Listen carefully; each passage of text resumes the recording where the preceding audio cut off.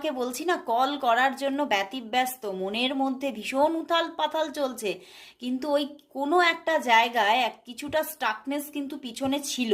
কিন্তু আজকে আমার কিন্তু কোথাও কোনো স্টাকনেস আমি দেখতে পাচ্ছি না। এটা আমি বললাম না, খুব তাড়াতাড়ি, ইভেন 10 ডেজের ভিতরে ভিতরে কারোর তো, আজ থেকে আমি বলবো যে 5 ডেজের ভিতরে কল আসবে, কারো কারোর জন্য 10 ডেজের ভিতরে, খুব তাড়াতাড়ি আসছে।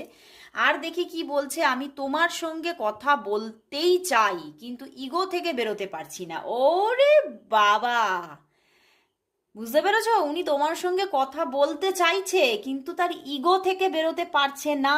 কারণ এই যে হয়তো তোমাদের মধ্যে বেশ কিছুদিনের একটা কথা বলা নেই, যোগাযোগ নেই, এবং হয়তো সেই নিজে থেকে মানে সে একটা দূরত্ব বাড়িয়েছিল, তো সেখান থেকে কোথাও যেন একটা ইগো তার ওপরে ভর করছে।